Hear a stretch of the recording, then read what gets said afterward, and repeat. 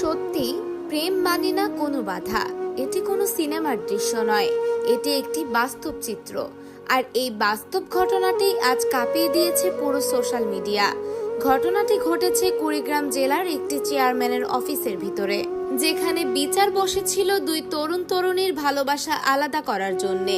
কিন্তু মানুষ হয়তো ভুলে যায়, সত্যিকারের ভালোবাসা জোর করে ভাঙা যায় না। কবির হোসেন ও জুই আক্তার দুজন দুজনকে মন থেকে ভালোবেসেছিল। দীর্ঘদিন ধরে চলছিল তাদের সম্পর্ক।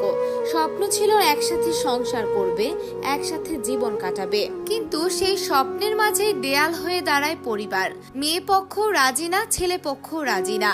দুজনকে আলাদা করার জন্য অবশেষে বিচার বসানো হয় ইউনিয়ন পরিষদে। কিন্তু সেখানে যা ঘটেছে তা দেখে উপস্থিত সবাই হতবাক। ভিডিওতে দেখা যায় ছেলে আর মেয়ে এমন ভাবে একে অপরকে জড়িয়ে ধরেছে যেন পৃথিবীর কোনো শক্তি তাদের আলাদা করতে পারবে না। চারপাশে চিৎকার, ধস্তাধস্তি, পরিবারের লোকজন টেনে সরানোর চেষ্টা করছে। কিন্তু তারপরও এক সেকেন্ডের জন্য কেউ কাউকে ছাড়েনি। মেয়েটার চোখে পানি, ছেলেটির মুখে আতঙ্ক।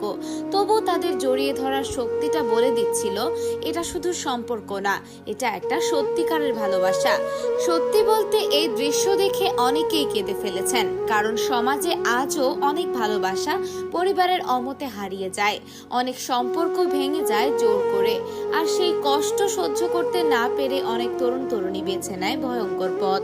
ভালোবাসা যদি পবিত্র হয় তাহলে সেটাকে বোঝার চেষ্টা করা উচিত। ঘন্টার পর ঘন্টা বিচার চলার পর অবশেষে দুই পরিবার জোর করে তাদের আলাদা করে নিয়ে যায়। হয়তো দিন শেষে তারা আলাদা হয়ে গেছে, কিন্তু সেই মুহূর্ত, সেই ভালোবাসা, সেই একে অপরকে আঁকড়ে ধরে রাখার দৃশ্য উপস্থিত সবার হৃদয় ছুঁয়ে গেছে। কারণ সত্যিকারের ভালোবাসা কখনো সহজে হার মানে না।